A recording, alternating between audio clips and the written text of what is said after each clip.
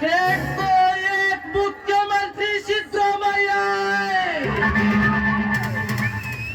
देश को एक प्रधानी अಪ್ಪಟ ದೇಶಭಕ್ತ ಮೋದಿ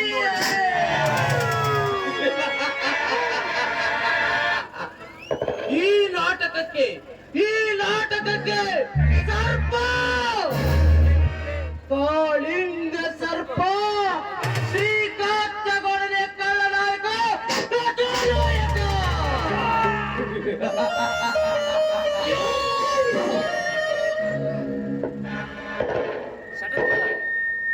ಸತ್ಯವೇ ನಮ್ಮ ತಂದೆ ತಾಯಿ, ಸತ್ಯವೇ ನಮ್ಮ ಬಂಧು ಬಳಗ, ಸತ್ಯವಾದಕ್ಕೆ ತಪ್ಪಿ ನಡೆದರೆ ಮೆಚ್ಚುವ ನನ್ನ ಕುಲದೇವ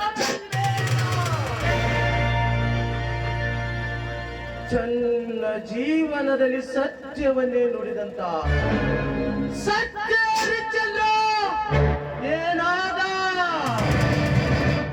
ಸತ್ಯಮೇವ ಜಯತಿ ಎಂದು ಹೇಳಿ ಸುಡುಗಾಡು ಕಾದ ಧರ್ಮ ರಕ್ಷಿತಿ ರಕ್ಷಿತಂ. ಧರ್ಮವನ್ನು ನಾವು ಕಾಪಾಡಿದರೆ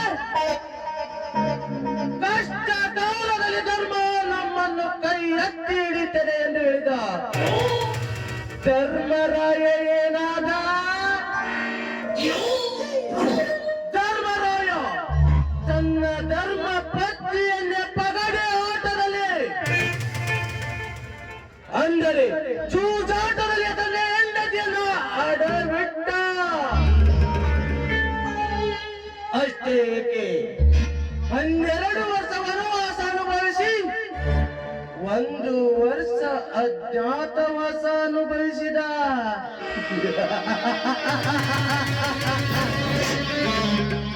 ಇದು ಕಲಿಯುಗ. ಇರುವವರ ಕಲಿಯುಗ, ತಲೆ ಕಲಿಯುವ ಕಲಿಯುಗ. ಇಲ್ಲಿ ಸತ್ಯ ನ್ಯಾಯ ನೀತಿಗೆ ಬೆಲೆ ಇಲ್ಲ. ಏನಿದ್ದರು ದುಡ್ಡು ಮಾಡಬೇಕು. ದುಡ್ಡು ಮಾಡಿದರೆ ಜಗತ್ತನ್ನು ಗೆಲ್ಲಬಹುದು. ಅದು ಈ ಊರ ಗೌಡ ಶ್ರೀಕಾಂತಗೌಡ.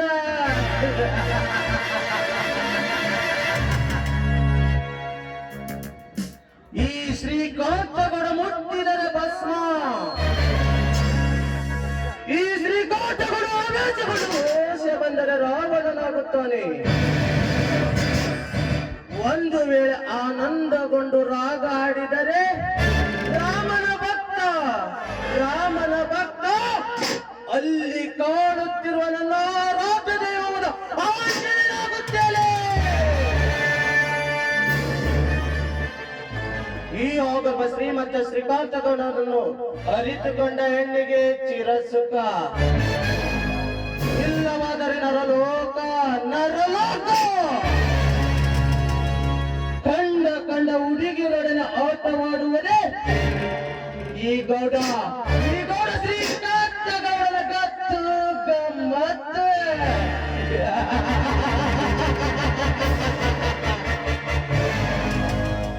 ನಾನು ನಿರ್ಮಿಸಿರುವ ಈ ಕಪಟ ನಾಟಕದಲ್ಲಿ ಈ ಊರಿನ ಬಡ ಭಿಕಾರಿಗಳು ನಾವು ಹೇಳಿದಂತೆ ಕೇಳಿದರೆ ಸರಿ,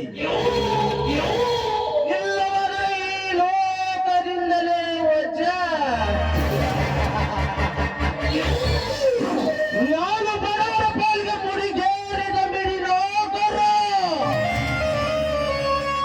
ಹೆಣ್ಣುಗಳ ಪಾಲಿಗೆ ಕುಪ್ಪಿಯ ಗೂಡಿಗೆ ಕಣ್ಣಿಟ್ಟ ಗರುಡನಂತೆ.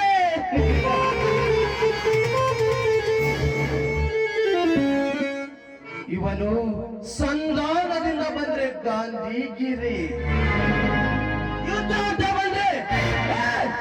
ಯುದ್ಧ ಅಂತ ಬಂದ್ರೆ ಗುಂಡಾಗಿರಿ.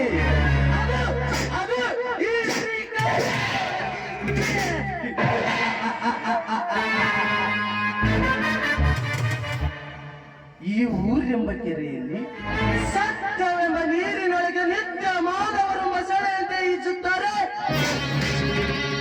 ಈ ಊರಿನ ಬಡವರು,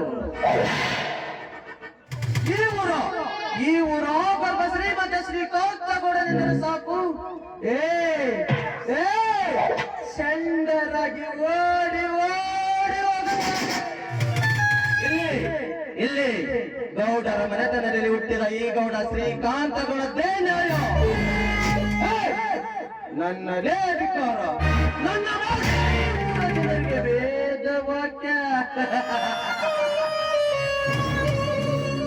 ನಾನು ಪರಿಕಾಲಿನಿಂದ ತೋರಿಸಿದರೆ ಸಾಕು, ಅವರು ತಮ್ಮ ಮಸ್ತಕದ ಮೇಲೆ ಹೊತ್ತು ಕೆಲಸ ಮಾಡುತ್ತಾರೆ. ಈ ಊರಿನ ಬಡವರು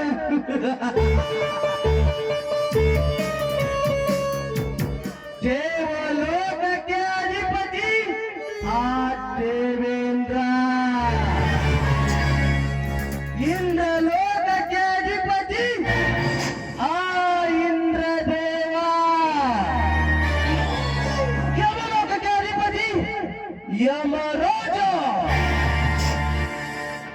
ಸುತ್ತು 24 ಹಳ್ಳಿಗಳಿಗೆ ಅಧಿಪತಿ ಗೌಡ ಶ್ರೀಕಾಂತಗೌಡ.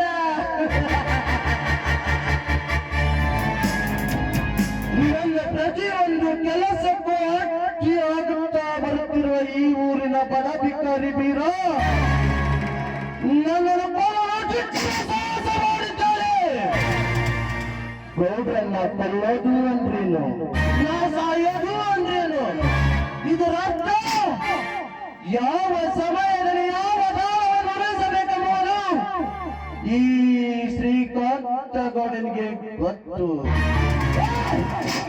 ಲೇ ಬೇಡರ ಕುಲದಲ್ಲಿ ಹುಟ್ಟಿದ ಬೀರ, ನನ್ನನ್ನು